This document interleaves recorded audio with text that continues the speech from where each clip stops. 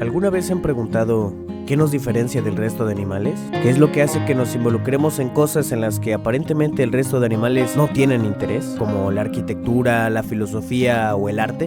¿Qué nos hace ser animales que pareciera que van en contra de lo establecido para el resto de animales por la naturaleza? Y ¿este fenómeno que ocurrió con los seres humanos es algo que podría volver a ocurrir con otro animal? Bueno, pues en este video trataremos de dar respuesta a todo eso.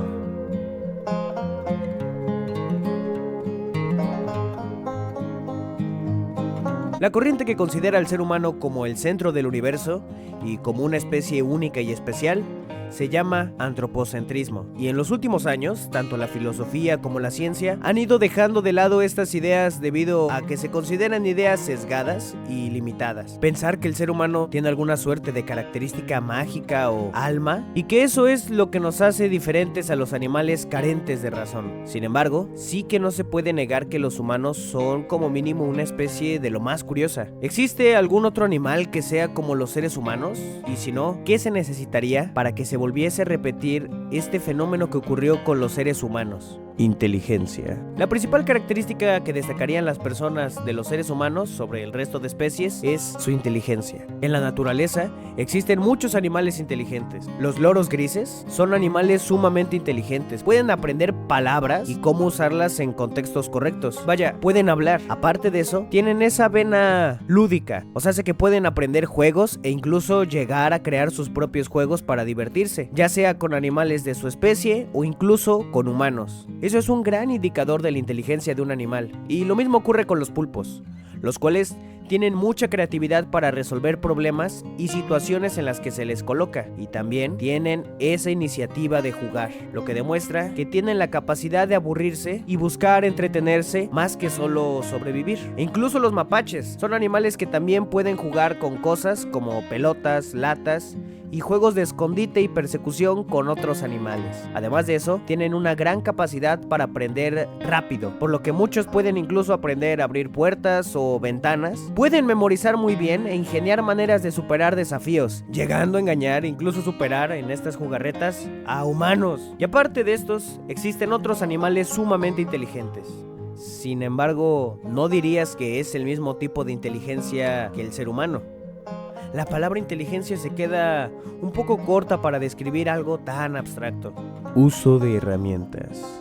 Una de las cosas que muchas personas mencionan es que nosotros aprendimos a usar herramientas, y esto fue lo que hizo que nos separemos del resto de animales, el utilizar herramientas y modificar nuestro entorno. El ser humano dio un gran paso cuando dejó de ser nómada para empezar a ser sedentario. Sin embargo, es cada vez más conocido que en la naturaleza hay animales que sí que utilizan herramientas. Los mismos loros, aunque su cuerpo no es el más óptimo, pueden ocupar herramientas, y el mejor en esto de usar herramientas es nuestro pariente más cercano, los chimpancés. Pueden y suelen, en la naturaleza, ocupar sus propias herramientas como palos para defenderse, ramitas para cazar y rocas para abrir nueces. E incluso, más interesante es que hay animales que modifican su entorno de la manera más curiosa, como el dragón de Komodo. El dragón de Komodo es lo más parecido a un humano sedentario que existe en la naturaleza. Los dragones de Komodo también manipulan su entorno.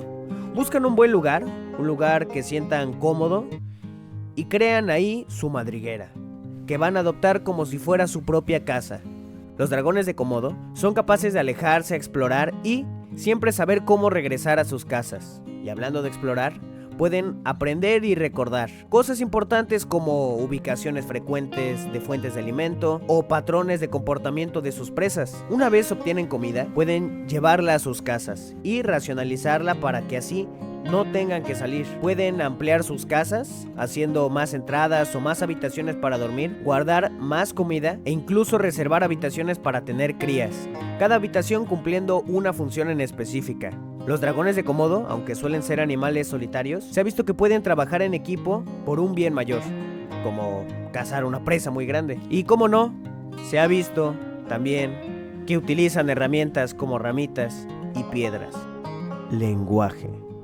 La capacidad de hablar, la capacidad de comunicarnos, fue una revolución porque de esa manera pudimos pasar información de una generación a otra, y así, poco a poco, evolucionar no solo como especie, sino como sociedad. El lenguaje es una cosa que solo se ha visto en los humanos, y a pesar de que hay animales a los que se les ha enseñado a comunicarse, estos animales se comunican solo si se les entrena para ello, pero no existe ningún tipo de idioma inventado por animales.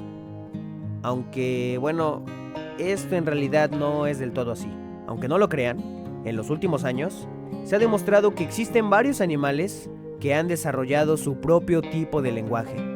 Los chimpancés, aunque no tienen cuerdas vocales como las de los humanos, tienen uno de los sistemas de comunicación más complejos de la naturaleza. Se comunican a través de señales, gestos y algunos sonidos clave para diferentes situaciones. Y aún es más interesante el caso de los delfines. Los delfines utilizan una amplia gama de sonidos, incluyendo silbidos, chasquidos, chirridos y trinos. Se ha demostrado que los delfines utilizan estos sonidos para comunicarse entre sí, así como para localizar presas y navegar en su entorno. Y algunos estudios sugieren que tienen un lenguaje tan complejo que puede incluir elementos de gramática y sintaxis, e incluso se ha visto que muchos delfines tienen nombres propios en sus grupos.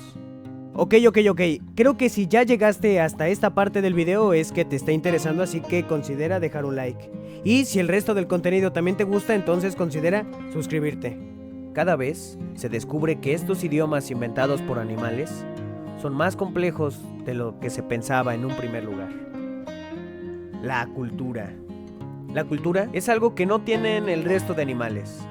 Por más listo que sea un loro, nunca va a crear una historia, una disciplina o una tradición.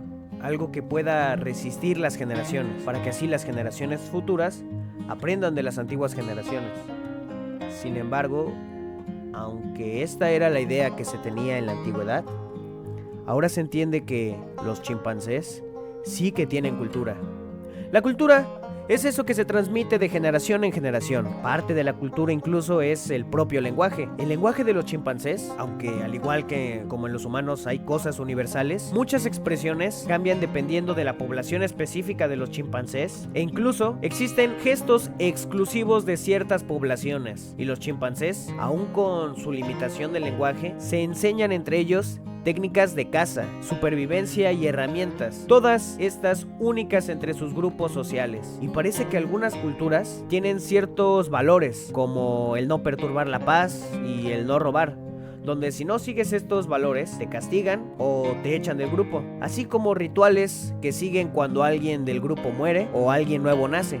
Lo mismo del idioma se aplica también para los delfines, donde en sus diferentes culturas existen diferentes modismos, así como formas de caza de lo más curiosas, como una población de delfines cuya forma de caza es juntarse para formar una suerte de red con burbujas, así como diferentes juegos creados por ellos, como el surf, el malabarismo de algas, así como también, cómo no, el conocido uso de psicotrópicos en algunas de sus culturas.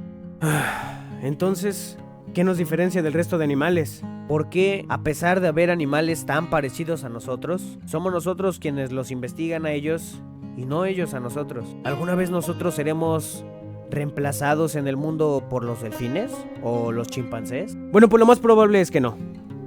Lo más probable es que lo que nos diferencia del resto de animales son los instintos, así como la superioridad física. Los animales poseen fuertes instintos. Animales como las tortugas o los ciervos, nada más nacer, ya saben caminar y saben qué decisiones deben de tomar para sobrevivir. El instinto es ese algo que les dice a los animales qué deben de hacer en ciertas situaciones, así como sus ambiciones, como lo puede ser la ambición de un lobo por convertirse en alfa, o la ambición de una abeja por hacer miel.